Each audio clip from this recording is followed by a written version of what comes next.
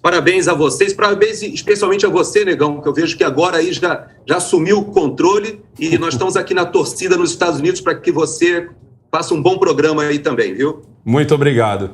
Pessoal, vou girar o assunto aqui agora. Os Estados Unidos estão de olho nas eleições presidenciais aqui do Brasil. Quem garantiu foi Karine Jean-Pierre, porta-voz da Casa Branca. Essa mulher é maravilhosa, é a mulher que nunca sabe de nada. Essa Karine.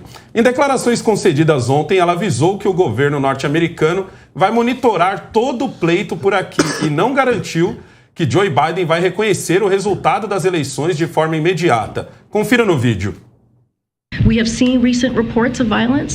Temos visto relatos recentes de violência. Ainda que o direito de protestar seja fundamental em qualquer democracia, os Estados Unidos condenam qualquer violência e pedem que os brasileiros se façam ouvir de maneira pacífica. Acreditamos que isso seja importante para as eleições. Como uma democracia parceira do Brasil, vamos continuar acompanhando as eleições na expectativa de que sejam livres, justas, transparentes e confiáveis, com todas as instituições operando de acordo com a Constituição. Perguntada se a Casa Branca vai reconhecer os resultados imediatamente, a porta-voz diz: "Não vou me antecipar sobre os resultados neste momento, mas vamos monitorar as eleições no Brasil."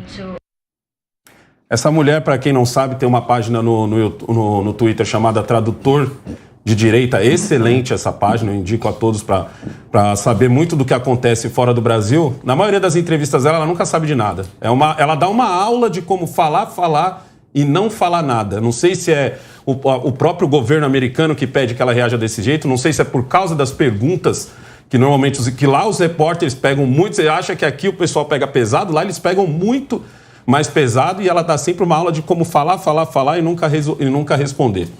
Scaf, quero começar com você perguntando o seguinte. Vai vir gente observar as nossas eleições, tem aí Sussa, a gente também manda muita gente para lá. O ministro Barroso, se eu não me engano, estava na eleição que elegeu Joe Biden, ele observou. O que é esse bendito observar? O observar é fiscalizar ou observar é só ver se a caneta está com carga, se a pessoa está sentada no lugar correto, como que funciona esse observar? Essa observação, na verdade, ela se dá de uma maneira diplomática, né? Não existe uma fiscalização que fira a soberania de um país com outro. É uma observação de resultados, de condutas, de maneiras de agir, de não termos exageros de nenhuma das partes. Mas sabe, Negão, eu gostaria também as pessoas estão inflando demais o que está acontecendo no Brasil. Exato. Tem muito inimigo do Brasil falando bobagem lá fora. Porque quem ouve essa senhora falar, a impressão que dá é que estão queimando o país inteiro. Olha, vocês estão praticando isso, eu não estou vendo absolutamente nada demais. O que eu tenho visto muito, eu acho que isso é muito salutar, são as discussões na mídia social. Isso tem que ter. Tem que ter discussão mesmo. Tem que ter bate-boca, tem que ter debate de ideias, tem que ter uma pessoa chateada com a outra. Isso é democracia. Se a gente não tiver isso, você está anestesiado. A gente não pode ficar anestesiado. Então, o que eu não concordo é que, por exemplo, os Estados Unidos é um país extremamente amigo. Eu já falei aqui na Jovem Pan por várias vezes, tem que ser o nosso parceiro número 1 comercial. Isso vai fazer muito bem para a economia do Brasil, mas esse tipo de coisa, como você falou, esse enrola para dizer, olha, vocês têm que agir de acordo com a lei, com a Constituição. Minha amiga, isso todo mundo, a criança que está lá no hospital agora, no hospital que acabou de nascer, está sabendo que a Constituição tem que ser jurada e cumprida. Então, assim, eu preciso ouvir mais, Negão, uma certa executividade maior, uma certa propositura, porque esse chove não molha, esse somebody love aí já cansou. Né? E outra coisa, quem ouve uma porta-voz da Casa Branca falar isso, do outro lado do mundo, a impressão que ela passa é que a coisa aqui está borbulhando, que as pessoas estão se socando na rua. Não, negativo. Nós tivemos um 7 de setembro com milhões de pessoas na rua e não teve uma bituca de cigarro no chão. Para dizer a verdade, foi isso mesmo. 0 de violência, 100% de pacificidade. Exato. Ô Alexandre, perguntar para você o seguinte. Essa não é a primeira porta-voz da Casa Branca, eu acho que essa daí até pega um pouco mais leve, certo? Mas quando foi que a gente já teve problemas nas nossas eleições? Porque do jeito que eles falam, e outra, a gente está falando de um país que acabou de sair de uma eleição que até hoje está sendo falada, até hoje tem estados que já estão voltando atrás em suas decisões. Então, tipo assim, Os Estados Unidos não têm uma bagagem para estar falando da gente. Querendo ou não, a gente pode ter, como o Scaff disse, a gente pode ter discussões. Alguns querem a urna de um jeito, outros querem a urna de outro. Outros querem que o TSE afrouxe um pouco mais as leis, deixe as leis um pouco mais brandas, mais corretas. Mas problema, a ponto que nem a gente viu lá, a gente não tem. Então, da onde nasce isso? São protocolos internacionais. Eu diria que essas comissões, eu tive a oportunidade de fazer parte de 2 delas recentemente, acompanhei as eleições na Argentina e no Chile como membro da Comissão Sul-Americana. E o que se faz? O que você tem acesso? A nada, a rua, como qualquer outro cidadão, ou quando muito em uma ou outra reunião agendada, numa antessala, conversar ou bater papo com alguém que faz parte de algum órgão oficial. Você não tem acesso a uma informação privilegiada, você não tem acesso a uma área interna de sistemas de computação. Você faz uma visita de cortesia, troca experiências e volta sabendo um pouco mais da política do processo eleitoral naquele lugar que você fez. Tive a oportunidade de fazer isso nos Estados Unidos. Em 2015 fiz um programa do Departamento de Estado em que a gente viu o processo eleitoral nos Estados Unidos e entende que lá cada estado tem a sua forma de fazer. E a gente não fica aqui do Brasil dizendo, por exemplo, uma conclusão que eu tive, quando eu perguntei para uma responsável de o que seria um cartório eleitoral americano, o tal do voto por correio. Eu falei, mas espera aí, se uma pessoa está acamada, em coma, mas ela está viva, e o filho, o neto, a enfermeira, vota por essa pessoa, põe no correio e manda em nome dela, se ela é viva, não foi dado baixa no título dela. É possível, então, que essa história de um cidadão, um voto, seja mitigada nos Estados Unidos? É possível que uma pessoa vote mais de uma vez? Ou que uma pessoa viva tenha votado sem saber em quem votou? Ela disse, olha, teoricamente sim. Então me parece uma incoerência a democracia americana se gabar tanto do seu critério, defender votos por correio e tudo como faz, e querer cobrar alguma coisa do Brasil, sendo que lá existem muitas falhas. Me parece que é um sistema de protocolo internacional. Deixa eu falar tudo e não falar nada, e depois eu resolvo o que eu faço com o resultado das eleições. Mas a bem da verdade é que se existem falhas, existem inclusive nos Estados Unidos em relação às eleições, e eu falo isso com conhecimento de causa, ter visitado mais de 9 estados norte-americanos, vendo o sistema eleitoral e vendo quantas falhas são possíveis lá, e hoje entendo esses questionamentos às eleições americanas com base nesse monte de falhas que a gente pode verificar lá. Então me parece que os Estados Unidos não é exemplo do ponto de vista de execução de eleições para vir cobrar o Brasil. Pode-se dizer que são exemplos... Pode observar. Pode-se dizer que é observador, que vai pregar pela democracia, que como uma grande democracia mundial zela para que outras democracias possam continuar, para que a gente não tenha Venezuelas da vida se proliferando pelo mundo. Então tudo isso é respeitado, mas querer dizer que os Estados Unidos vai falar alguma coisa em relação ao pleito no Brasil, não vai. Apesar de eu não concordar às vezes com a porta-voz da Casa Branca, é óbvio que a voz dela é muito forte. Ela representa a Casa Branca, Ricardo. Você vê todo esse estardalhaço que muitas vezes a nossa própria mídia vende um pouco, entendeu? Muito por causa da posição do Bolsonaro. Ele é um cara que fala bem de 64, por exemplo. Então, tipo assim, é vendido e eu nunca, pelo menos, eu sempre falo que eu nunca vi isso sair dele, mas é vendido, a qualquer momento ele vai aplicar um golpe. Ele vai aplicar um golpe nos últimos 4 ou 7 de setembro, ele vai aplicar um golpe toda vez que ele abre uma live, ele vai aplicar um golpe cada vez que ele fala alguma coisa. Então, esse exagero, esse falatório, que sempre é falado por jornalistas brasileiros, você acha que isso acaba inflamando jornalistas americanos, aí eles fazem esse tipo de pergunta? Porque é uma pergunta também que quebra as pernas da porta-voz. Porque assim, como ela vai poder dizer se o Biden vai dizer ou não? Porque tudo depende do nosso processo político, não do deles. Exatamente. Eu concordo com os dois colegas, com o Scaff e com o Alexandre, que nós temos a soberania. Exato. Né? Então, temos a nossa soberania. Mas a imagem que está sendo passada pelas notícias dos jornais internacionais, o nosso presidente está sendo muito criticado. Isso é uma realidade. Nós não podemos negar essa situação. Então, eu acho que é importante, eu acho que é bacana. Como o Scaff falou, os Estados Unidos é um grande parceiro do Brasil. Então, eu acho que essa transparência é importante para a manutenção do nosso Estado Democrático de Direito, mostrar para eles que o nosso sistema funciona, que nós temos a nossa soberania, e a transparência, para uma democracia, ela é fundamental. Isso fortalece. Você acha que foi legal da parte da porta-voz ela ter dado essa saboneteada, de não ter falado, nem vou dizer que sim, nem vou dizer que não? Entendeu? Porque assim ela deixa a soberania pra gente. Acho que já que ela tocou no assunto, porta-voz, né? Já que ela tocou no assunto que as eleições estão, o processo eleitoral aqui está conturbado, ela deveria ter se manifestado, no meu ponto de vista, se eles irão reconhecer ou não irão reconhecer. Você acha que ela deveria ter batido? Deveria ter batido. Sim, mais objetiva.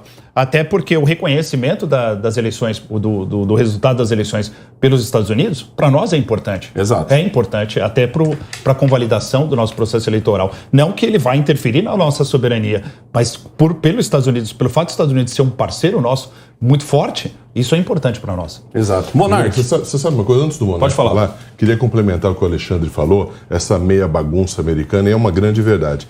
Eu vi uma cena que me assustou na eleição presidencial, não sei se vocês viram, uma pessoa passava de carro, que deveria ser uma funcionária cartorária ou da Justiça Eleitoral, entre aspas lá, e ela estava com um saco de pano. E filmou as cartas sendo entregues. E os votos sendo jogados nesse saco de pano.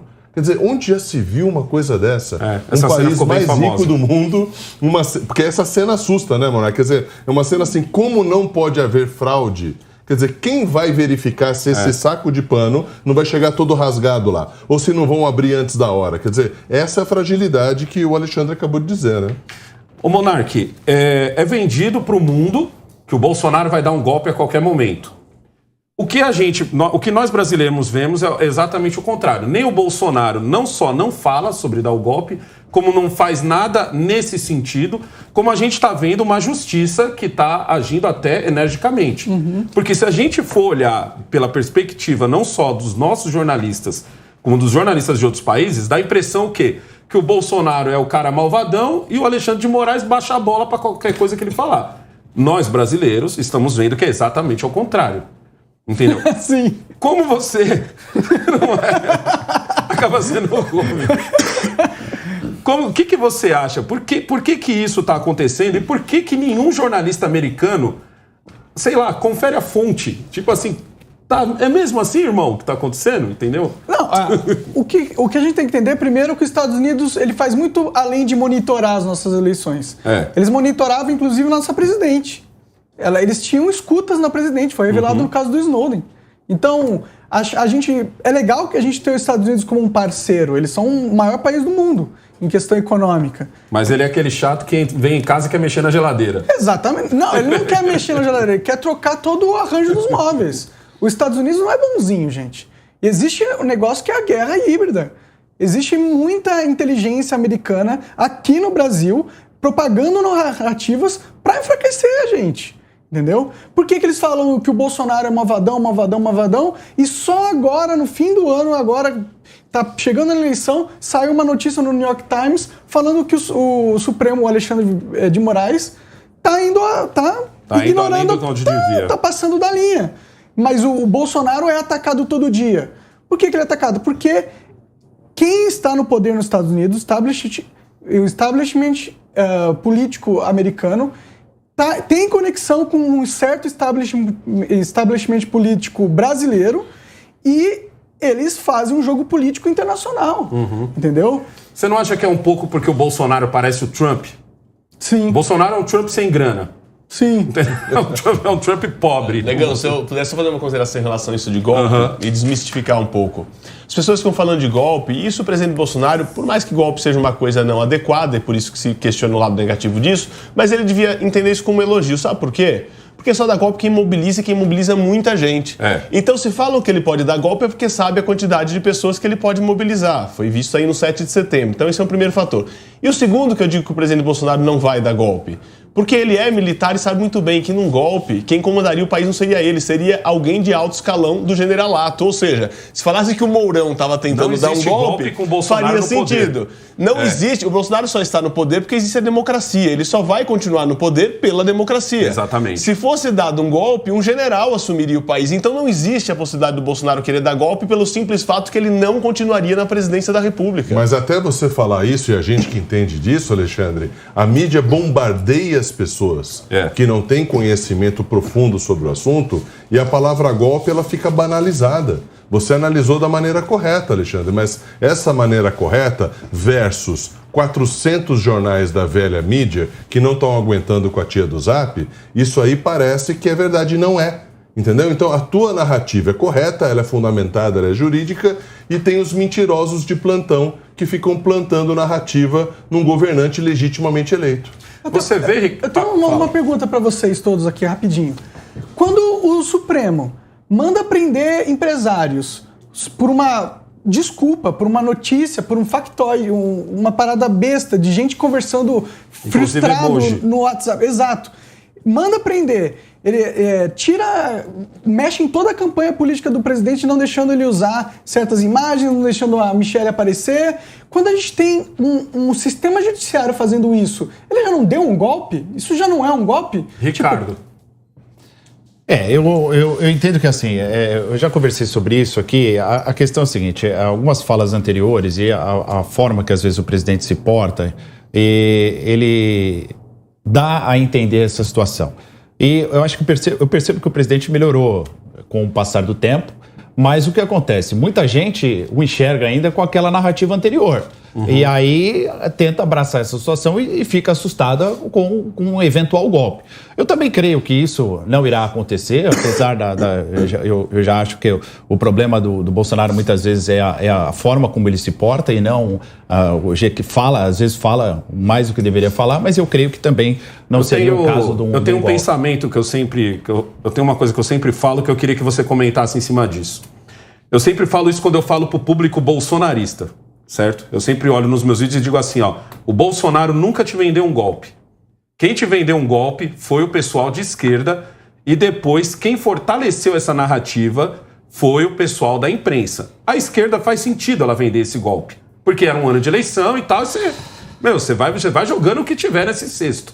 Entendeu? Depois você vai ver se é fake news, se não é e tal. Mas a imprensa segurou essa narrativa. Você vê desse jeito também? Tipo, tá muito mais pelo lado de quem antes estava contra o Bolsonaro, que é o pessoal da esquerda, e depois alavanca com a imprensa. Essa briga política entre direita e esquerda, como se uma coisa ou outra fosse correta, a gente sabe que a extrema-direita ou a extrema-esquerda no poder, o extremismo ele é sempre complicado.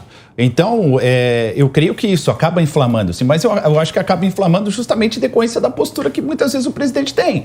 Eu acho que muitas vezes o presidente poderia se reservar ao direito ao silêncio, que eu acho que a imagem dele ficaria melhor. Deixa as coisas correrem, né? Deixa as pessoas terem a liberdade de expressão, de falar o que bem entende, e deixa as coisas correrem. Mas eu acho que golpe, eu creio que as instituições... Nunca. Eu confio nas instituições do Brasil. Elas têm falhas, muita coisa precisa melhorar aqui e ali, mas eu acho que as instituições aí no Brasil elas estão fortalecidas. Elas estão fortalecidas. Tem falhas. Eu vejo essa situação do jeito seguinte.